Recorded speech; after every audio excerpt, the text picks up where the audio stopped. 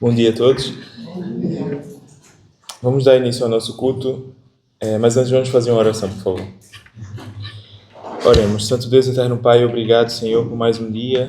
Obrigado pela Tua proteção, obrigado pelo Teu cuidado. Obrigado, Senhor Deus, porque as Suas misericórdias se renovam todos os dias nas nossas vidas. Obrigado pelo Teu amor, obrigado pelo Teu cuidado. Obrigado, Senhor Deus, porque nos momentos mais tristes e nos mais felizes o Senhor está sempre conosco. Obrigado pela diferença que o Senhor faz nas nossas vidas e nos ajude, Senhor Deus, a sermos cristãos e pessoas melhores a cada dia. Nesse momento, no primeiro dia da semana, te agradecemos pela oportunidade de estarmos aqui, reunidos como família, como irmãos e como igreja. Que o Senhor abençoe esse culto e que nós possamos fazê-lo da melhor forma para te honrar e te engrandecer. É no nome do Teu Filho Jesus que te oramos. Amém. Amém.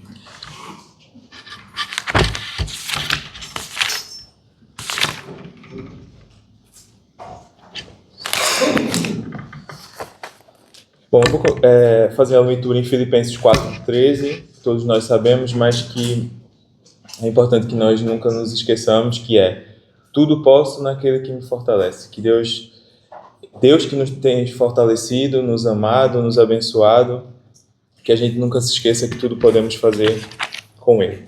Vamos cantar o cântico número 3, por favor.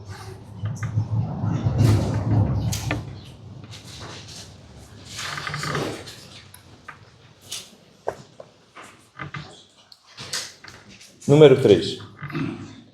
Santo, Santo, Santo, Deus onipotente, cedo de manhã cantaremos teu louvor. Santo, Santo, Santo, Deus Jeová criouno,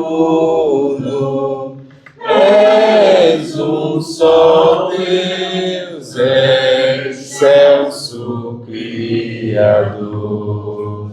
Santo, Santo, Santo, todos os remidos, juntos com os anjos, proclamam teu louvor. Antes de formar-se o firmamente a terra, antes sempre e há de ser, Senhor. Santo, Santo, Santo, nós os pecadores não podemos ver tua glória sem tremor. Tu somente és santo, não há nenhum outro, puro e perfeito és, excelso benfeitor. Santo, Santo, Santo, Deus onipotente, tuas obras louvam teu nome com fervor. Santo, Santo, Santo, justo e compassivo, és um só Deus, supremo Criador. Vamos cantar agora o número 50.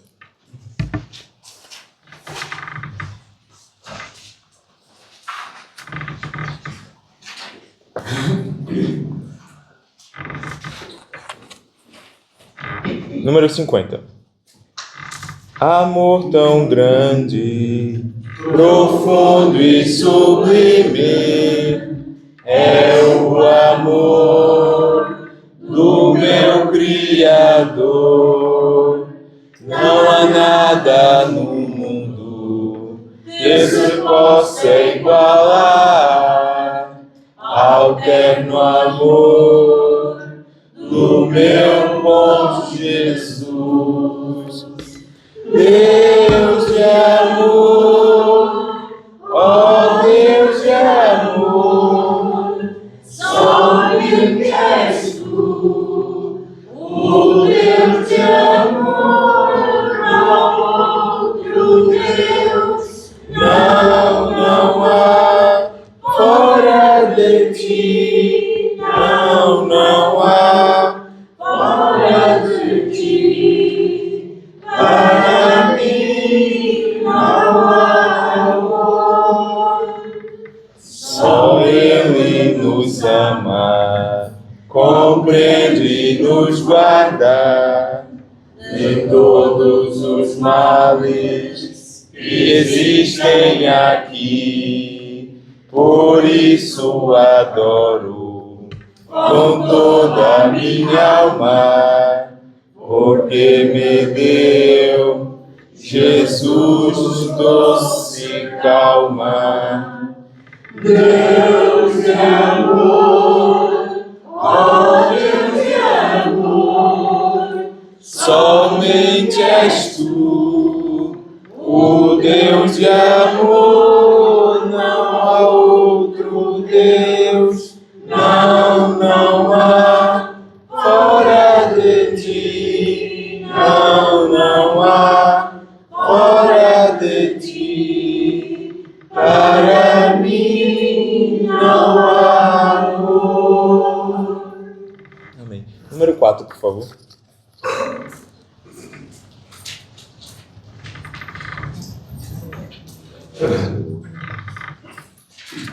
Número 4.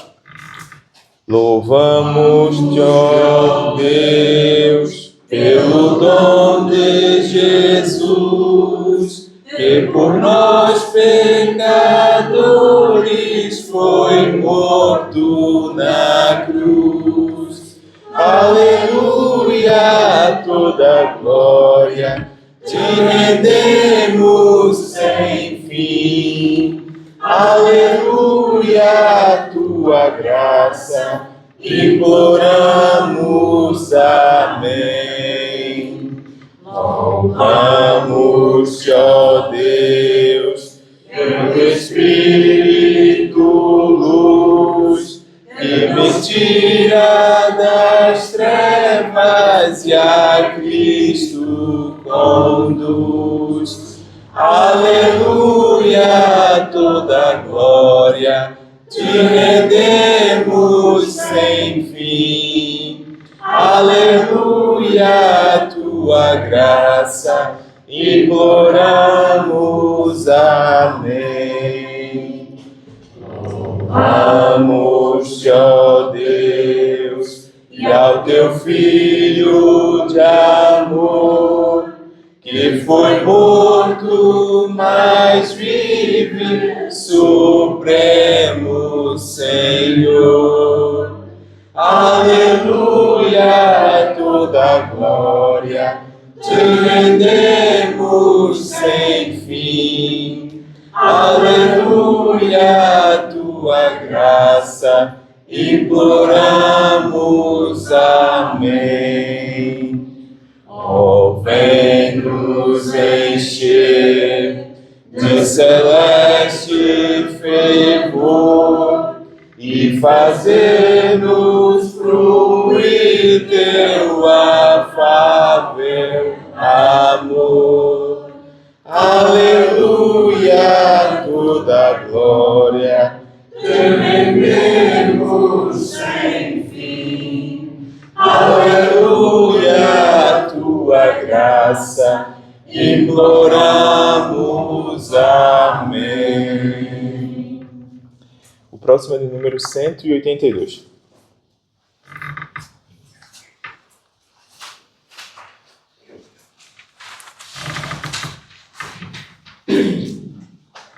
Número 182.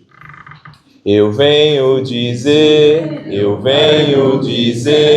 ó meu Salvador, que eu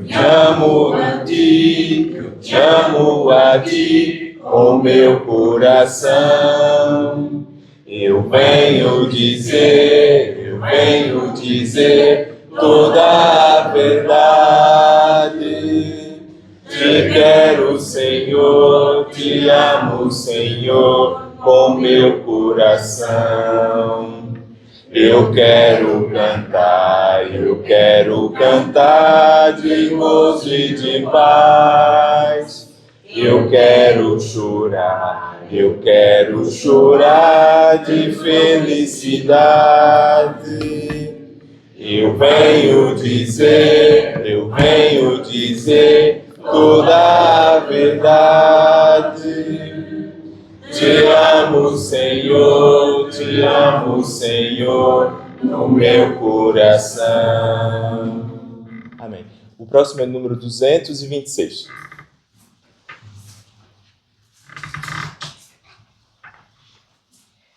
Número 226.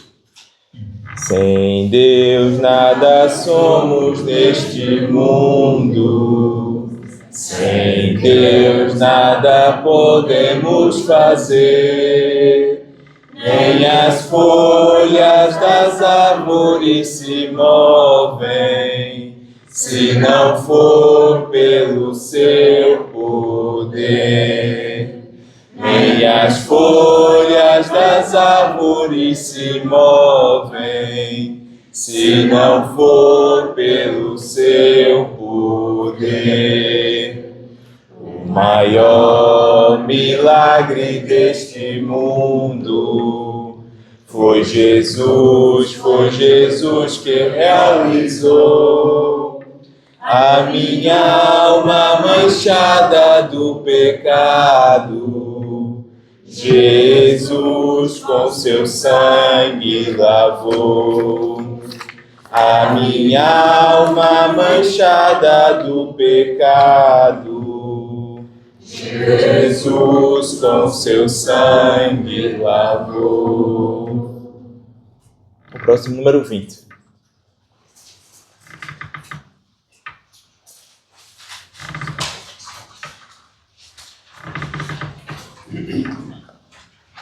Número 20. Senhor, quem entrará no santuário para te adorar? Senhor, quem entrará no santuário para te adorar? Quem tem as mãos limpas e um coração puro, quem não tem vaidade e sabe amar. Quem tem as mãos limpas e um coração puro, quem não tem vaidade e sabe amar. Senhor, eu quero entrar no santuário para te adorar. Senhor, eu quero entrar no santuário para te adorar. Ó, dá-me mãos limpas e um coração puro, retira as vaidades, ensina-me a amar. Ó, dá-me mãos limpas e um coração puro, retira as vaidades, ensina-me a amar. Amém. Podem sentar, irmãos.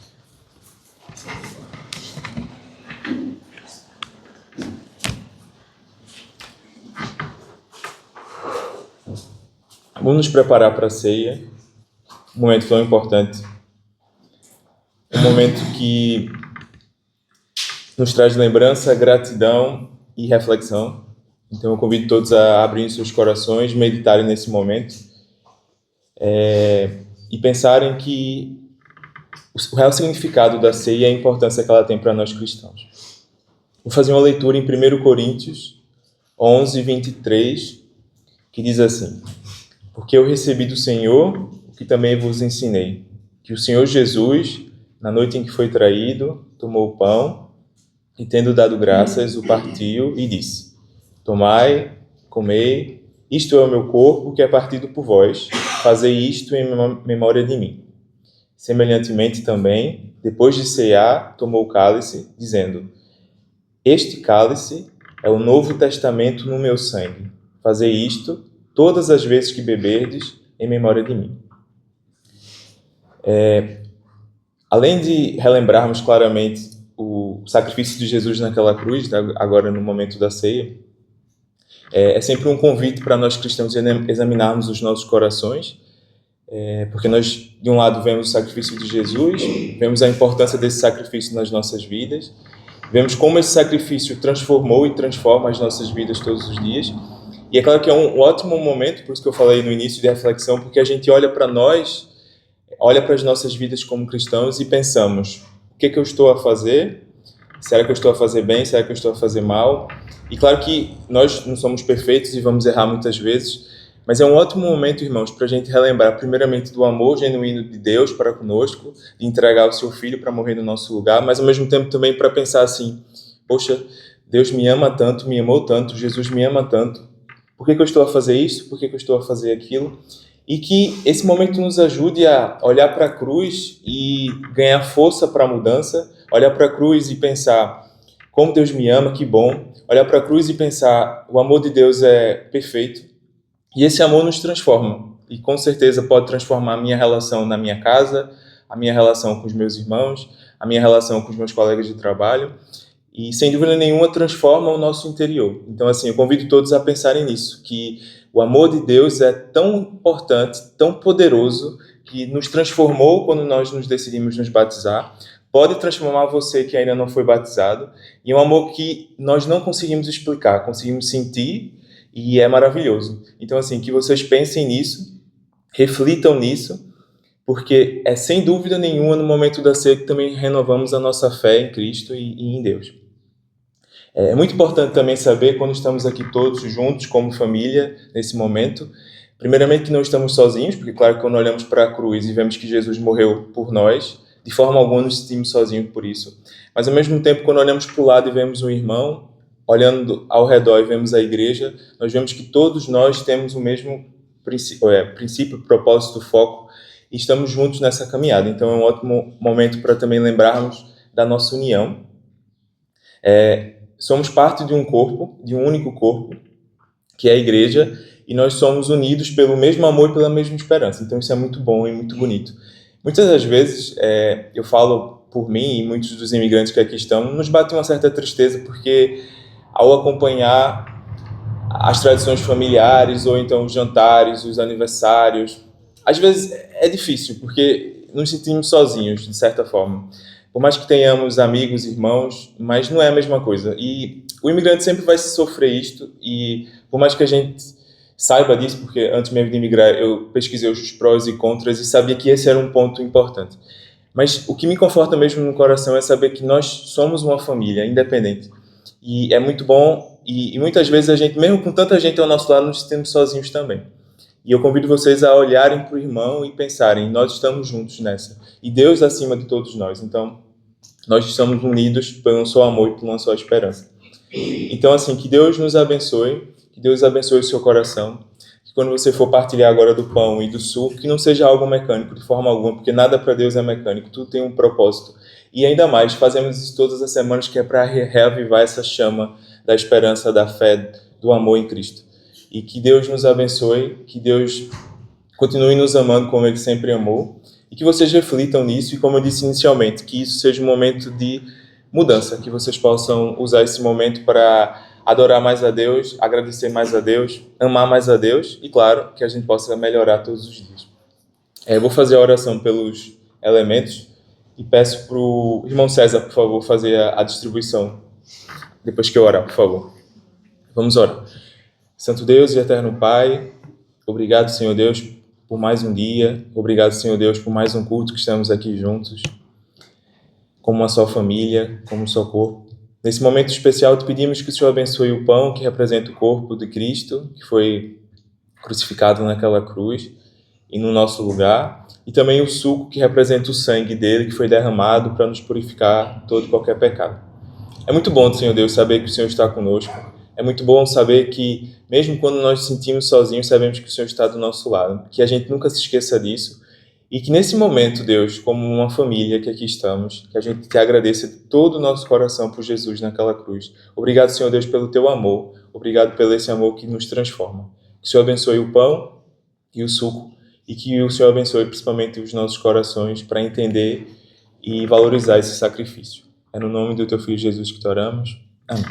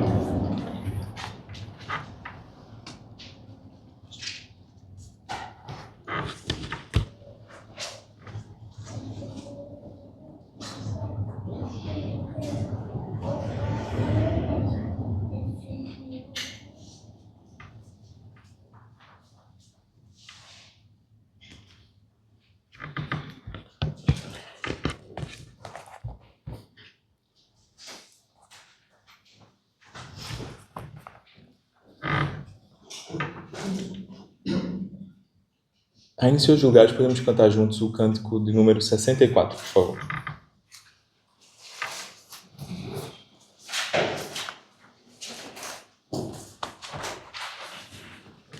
Número 64. Seja bendito o Cordeiro que na cruz por nós padeceu.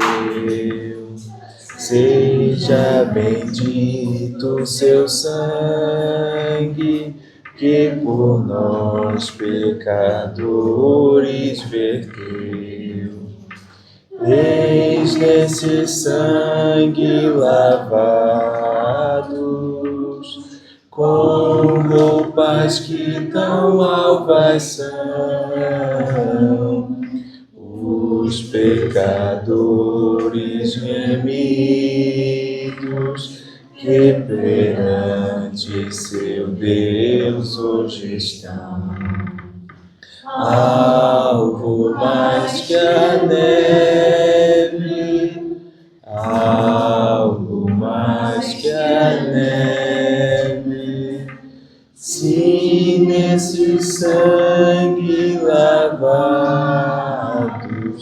mais alvo que a neve será. Quão espinhosa coroa que Jesus por nós suportou. Oh, quão profundas as chagas que nos provam o quanto Ele amou. Eis nessa chaga. Obrigado. Para o mais pobre pecador,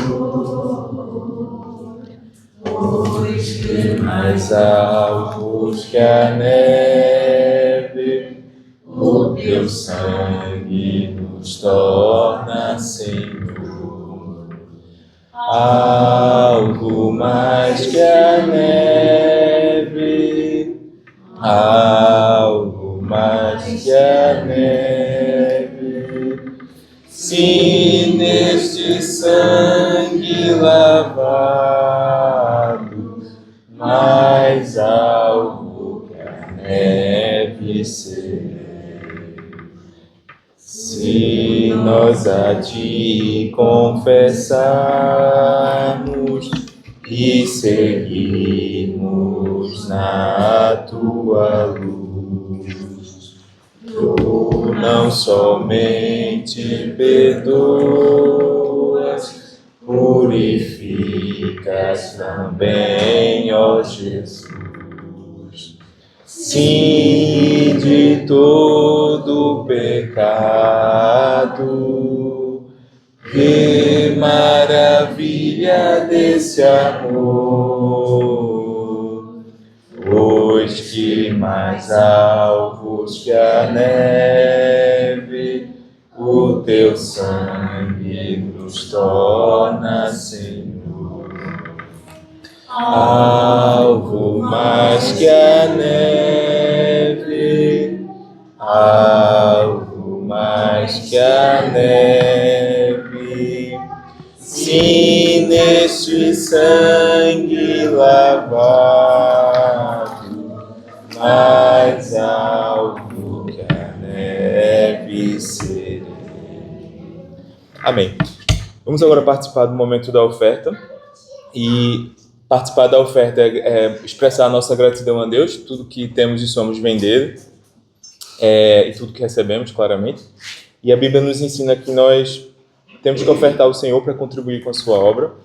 E como todos nós sabemos, essa contribuição tem que ser uma contribuição verdadeira. E não só a contribuição da oferta, mas tudo que fazemos tem que ser verdadeiro, independente do que façamos, né? E principalmente quando são coisas relacionadas a Deus, principalmente que Ele nos instrui a fazê-lo.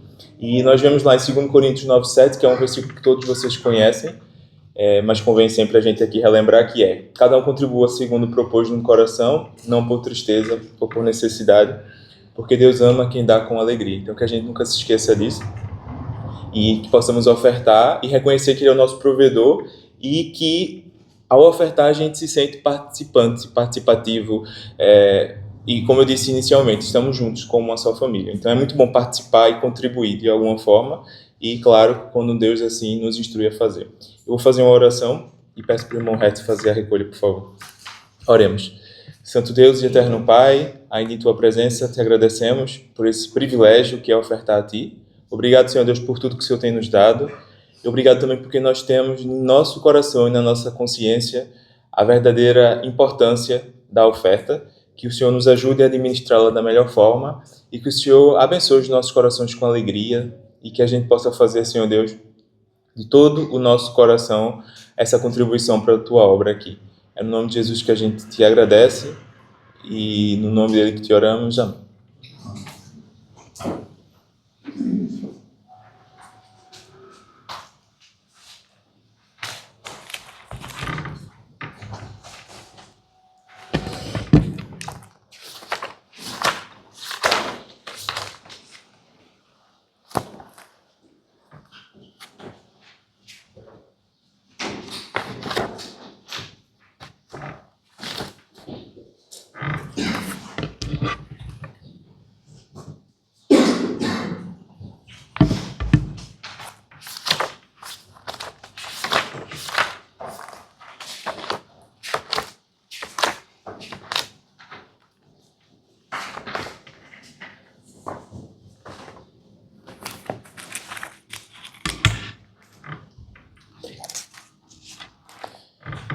Vamos cantar o cântico de número 77, por favor.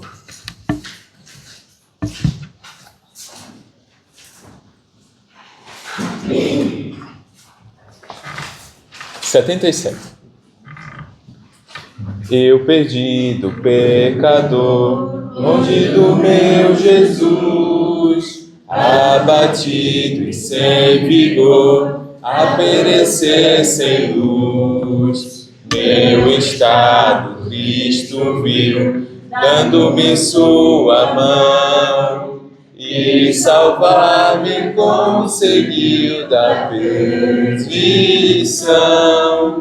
Cristo me amou e me livrou. O seu imenso amor me transformou. Foi seu poder, o seu querer. Sim, Cristo Salvador me transformou. Minha vida, todo ser, quero lhe consagrar. Ao seu lado vou viver, o seu amor cantar. A mensagem transmitir aos que perdidos são. Venham todos já fluir a salvação. Cristo me amou e me livrou. O seu imenso amor me transformou. Foi seu poder, o seu querer. Sim, Cristo Salvador me transformou. Amém. Vamos orar, irmãos, para a mensagem. Santo Deus e eterno Pai, obrigado por participarmos da ceia e da oferta. E nesse momento, prepara os nossos corações para ouvir a Tua palavra, que o que o irmão vier aqui dizer hoje possa entrar nos nossos corações e que nós não apenas possamos ouvir, mas também praticar aquilo que vamos aprender hoje. Obrigado, Senhor Deus, pelo alimento espiritual e que vem da Tua palavra e que o Senhor nos abençoe a sermos pessoas e cristãos cada vez melhores e mais preparados. Obrigado, no nome de Jesus. Amém.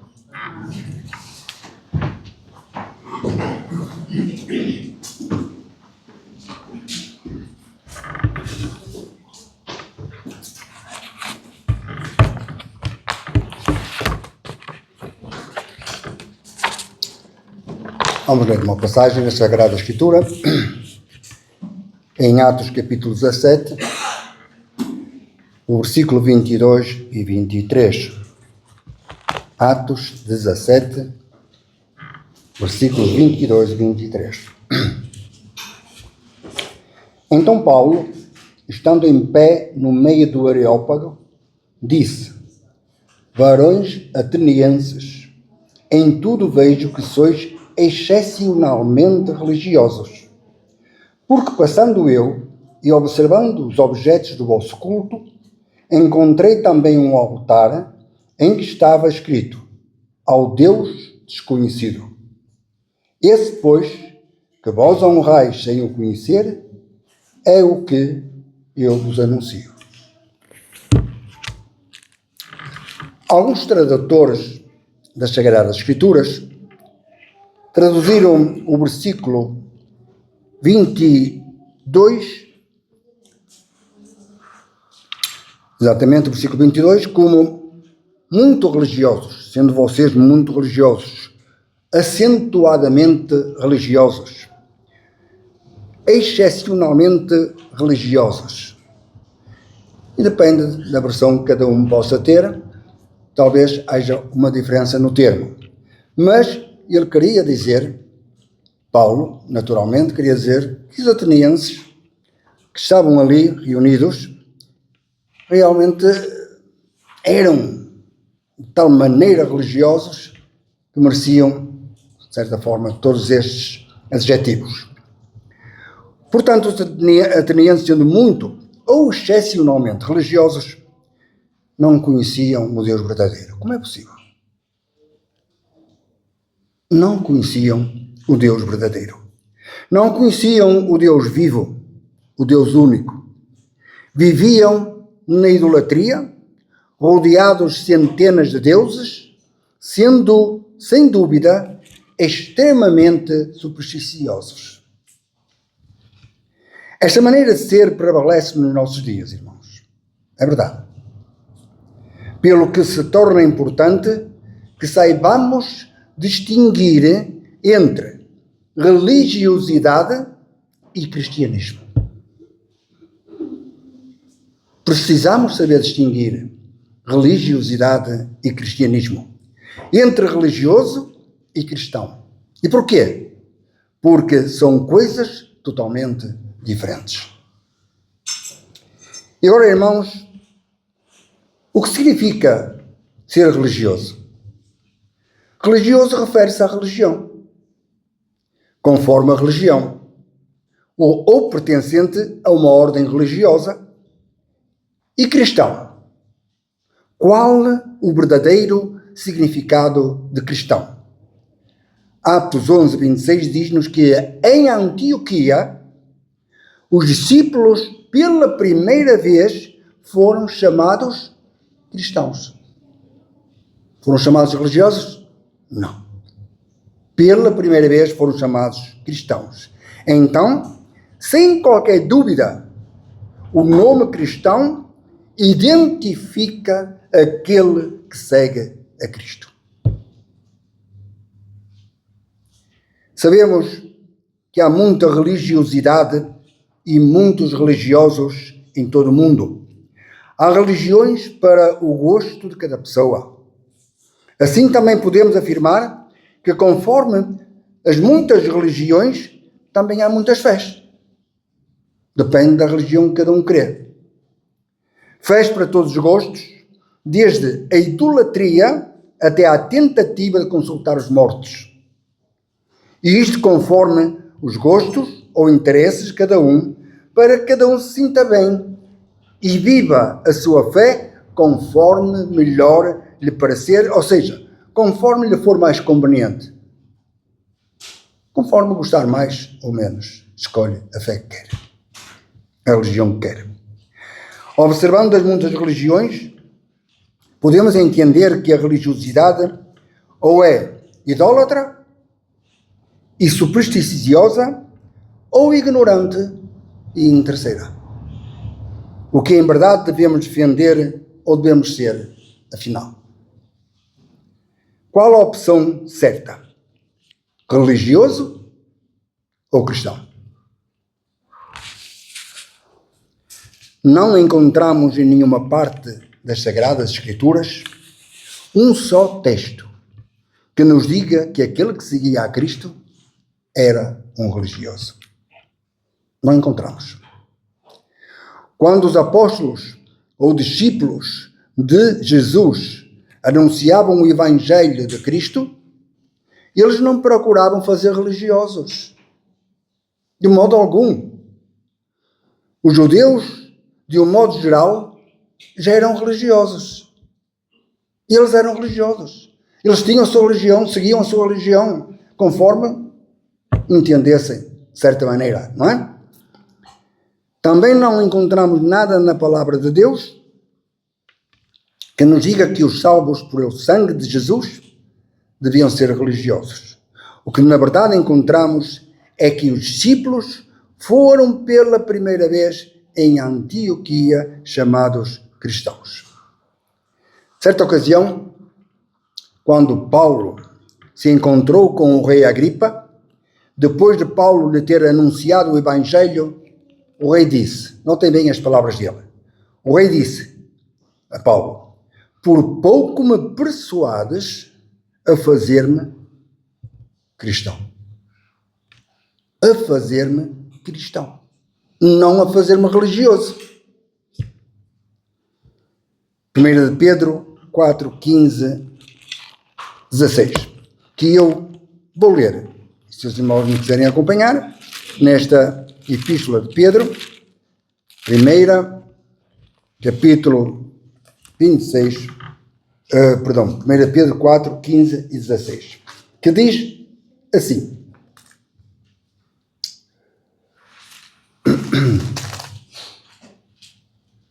Desculpem. 1 Pedro 4.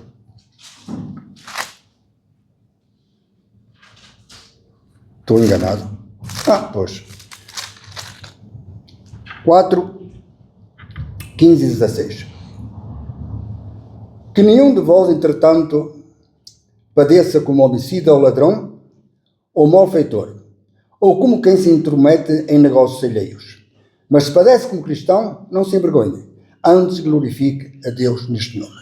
E era neste nome, irmãos, que realmente o rei Agripa queria, naturalmente, ser reconhecido. Não pediu para ser um religioso, não disse que queria ser religioso.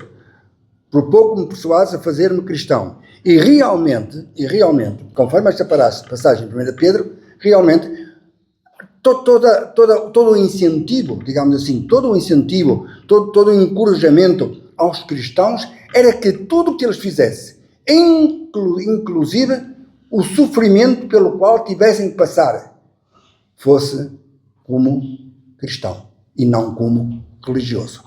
Isto de acordo com os últimos versículos que agora lemos em 1 Pedro 4, 15 e 16. Não é? Eu vou só dizer aqui: os que sofrem segundo a vontade de Deus, confiem as suas almas ao fiel Criador, praticando o bem. Mais uma passagem que nos ajuda a ver que o sofrimento, como cristão, é aquele que agrada ao Senhor nosso Deus.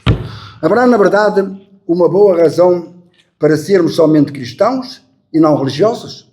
Com certeza que sim. E porquê? Porque o procedimento do religioso é diferente do procedimento do cristão. Os religiosos, de um modo geral, não dão grande importância às Sagradas Escrituras. E, portanto, não conhecem a Deus, como aqueles que estavam no Areópago, ali, adorando um Deus desconhecido. Não conhecem a Deus, adoram vários deuses, sempre estão exigindo que os outros sejam perfeitos, sempre se desculpam e querem ser desculpados pelos seus erros, sempre exigem mais atenção, mais consideração, mais amor por parte dos outros, sempre exigem dos outros que sejam iguais a Cristo, sempre estão exigindo humildade da parte dos outros, estão continuamente a ter falhas e defeitos nos outros, etc. Os que são cristãos, verdadeiros cristãos, e se honram neste nome cristão, e têm realmente, se gloriam neste nome cristão que dá glória a Cristo, esses vivem interessados no conhecimento progressivo das Escrituras. Para quê? Para cada dia conhecerem melhor a Deus.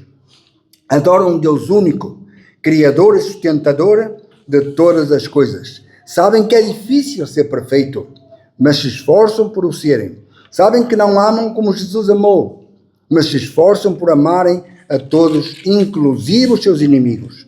Reconhecem que não são como Cristo, mas procuram cada dia imitá-lo. Sabem que sempre devem perdoar para que sejam perdoados. Os cristãos sabem que o orgulho faz parte do ser humano, mas lutam por serem humildes. Não procuram defeitos ou falhas nos outros, antes procuram ver neles o que têm de bom, realçam as suas virtudes e procuram ajudar. Há uma diferença muito grande, irmãos, entre ser religioso e ser cristão. A maneira como um religioso pensa é totalmente diferente da forma como um cristão pensa. E depois, somente a Deus damos glória, somente a Deus a honramos e somente a Deus adoramos. Há um enorme perigo no facto de alguém ser religioso em vez de ser cristão. E porquê? Porque o religioso corre o perigo de nunca olhar para si mesmo, de não se preocupar com a sua conduta, porque sempre tem os olhos postos nos outros, procurando alguma coisa para os acusar. Assim procediam os religiosos nos dias de Jesus, armando-lhe ciladas, a fim de apanharem da sua boca, da boca de Jesus, alguma coisa para o acusarem. E não o achavam, apesar de se apresentarem muitas testemunhas falsas contra Jesus. Eles eram religiosos e queriam apanhar alguma coisa, queriam acusar Jesus de qualquer coisa, e portanto tentavam todas as formas, todas as maneiras de acusar a Jesus. Eram religiosos. Podemos caracterizar o religioso? Com certeza que sim. O religioso é aquele que sempre está pronto para tirar o argueiro que está no olho dos outros, e se esquece de tirar primeiro a trave que está no seu próprio olho, para que possa ter uma visão limpa. E uma vez livre do enorme obstáculo que tem nos seus olhos, possa então ajudar os outros nos seus pequenos defeitos. O que é o argueiro, irmãos? Uma pequena palha, um cisco, um grânulo, uma coisa insignificante.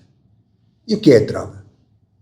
Um grande tronco de árvore que se empregava para sustentar uma construção. É aquilo que nós atualmente chamamos de uma viga. Devemos sempre estar prontos para dar ao mundo uma razão da nossa esperança. Devemos ter uma mensagem sempre pronta para transmitir aos religiosos. Devemos dizer-lhes de uma forma clara e firme: arrependei-vos e convertei-vos a Cristo. Sede apenas cristãos. Não foi isto, porventura, que Paulo disse aos atenienses? Os quais, cegos por tanta religiosidade, não conheciam o Deus verdadeiro? E tinham aquele monumento ali erguido ao Deus desconhecido. Eram religiosos, não conheciam Deus. Mas Deus, não levando em conta os tempos da ignorância, manda agora a todos os homens em todo lugar que se arrependam. Atos 17:30. As palavras de Paulo não foram em vão. Assim como nunca será em vão as mensagens que comuniquemos aos outros. Assim Paulo saiu do meio deles. Contudo, saiu do meio daqueles idólatras. Contudo, houve alguns homens que aderiram a ele e creram, entre os quais Dionísio, o Areopagita, e uma mulher por nome Damaris, e com eles outros. Estavam ali. Mas convenceram-se das palavras de Paulo e seguiram-no. Foram com ele. Não sabemos mais alguns, mas foram com ele. Como lemos, alguns atenienses, não todos, também isto acontece, é verdade, mas alguns se converteram, deixando a sua religiosidade para se tornarem discípulos de Cristo, tornando-se assim simplesmente cristãos. O religioso defende os seus pontos de vista, as suas ideias, a sua crença. O cristão também tem uma luta a travar, uma defesa a empreender, mas totalmente diferente. Notem bem estas palavras da Epístola de Judas, versículos 3 e 4. Diz assim: Amados, enquanto eu empregava toda a diligência para vos escrever, acerca da salvação que nos é comum, senti a necessidade de vos escrever, exortando-vos a lutar pela fé que de uma vez para sempre foi entregue aos santos, porque se introduziram furtivamente certos homens que já desde há muito estavam destinados para este juízo, homens ímpios que convertem em dissolução a graça de nosso Deus e negam o único, soberano e Senhor Jesus Cristo. Esta é uma realidade. Portanto, nós temos que estar firmes e temos que lutar pela fé e temos que falar bem alto dizendo: sou cristão, não sou religioso, não tenho uma religião, não é isso, sou cristão porque sigo a Cristo, porque Cristo é o meu Senhor, é o meu Rei, porque tenho um Deus único e verdadeiro e não adoro ídolos e não me prostro perante uma imagem. Sou cristão e somente cristão. Estes realmente que convertem em dissolução a graça do nosso Deus, e estes não são cristãos, não seguem a Cristo. São religiosos e seguem os caminhos das trevas, o caminho da condenação eterna. Louvado seja Deus, honra e glória seja dada a Cristo, a quem nós seguimos, e por isso somos cristãos. Irmão?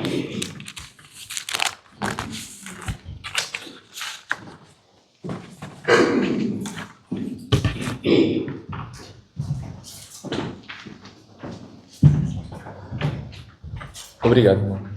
Vamos cantar o cântico de número 128, por favor.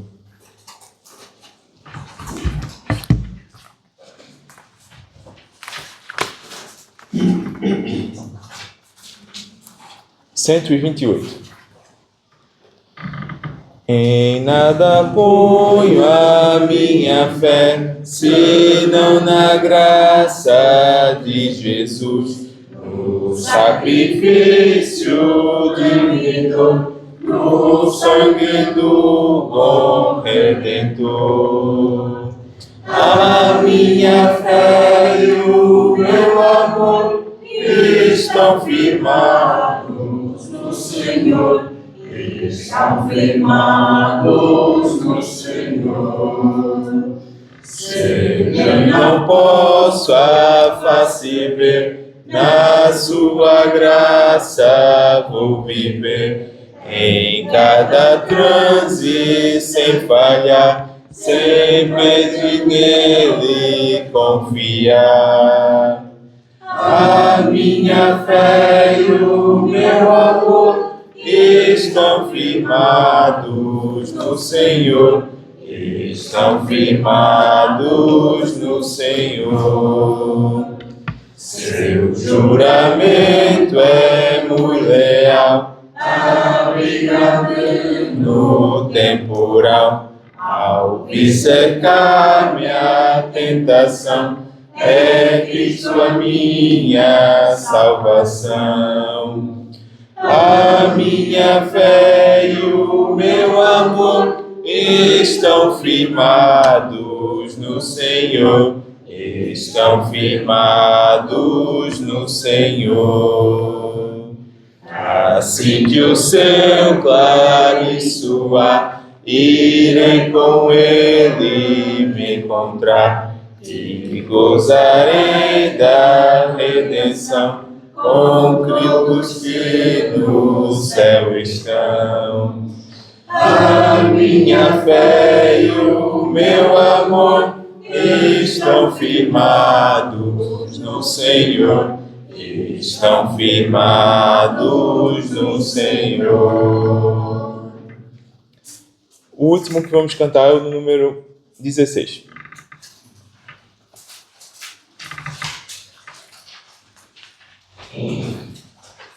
Número 16. Plena paz e santo gozo tenho em ti, ó meu Jesus, pois eu criei em tua morte sobre a cruz. No Senhor só confiando neste mundo viverei, entoando aleluias ao meu Rei. Ó glória, meu Jesus, pois é digno de louvor, é meu Rei, meu bom pastor e meu Senhor. Com os anjos que o louvam, eu também o louvarei, entoando aleluias ao meu Rei. O amor de Jesus Cristo é muito grande para mim, pois sua graça me encheu de amor sem fim. Meu Jesus foi para a glória, mas um dia o verei, entoando aleluias ao meu Rei. Ó glória, meu Jesus, pois é digno de louvor, é meu Rei, meu bom pastor e meu Senhor. Com os anjos que o louvam, eu também o louvarei, entoando aleluias ao meu Rei. Este mundo não deseja tão bondoso Salvador, não sabendo agradecer seu grande amor. Eu, porém, estou gozando do favor da sua lei, entoando aleluias ao meu Rei. Ó glória, meu Jesus, pois é digno de louvor, é meu Rei, meu bom pastor e meu Senhor. Com os anjos que o louvam, eu também o louvarei, entoando aleluias ao meu Rei. Amém. Vamos orar, irmãos. Santíssimo Deus e eterno Pai, obrigado pelo culto de hoje, obrigado mais uma vez pelo privilégio, né, de estarmos aqui reunidos em Teu nome. Que o Senhor nos leve em paz para casa, que tenhamos uma semana abençoada, nos conduza em paz, que o Senhor abençoe os nossos planos, abençoe os nossos lares, abençoe os nossos corações, que a gente nunca se esqueça que o Senhor é o alvo, que o Senhor está no centro das nossas vidas e que a gente possa olhar para Cristo e nos inspirar em tanto amor, né, que Ele teve para conosco e tem para conosco. Que o Senhor nos ajude a sermos cristãos melhores todos os dias. Nos despeça em paz. Em nome de Jesus. Amém. Amém.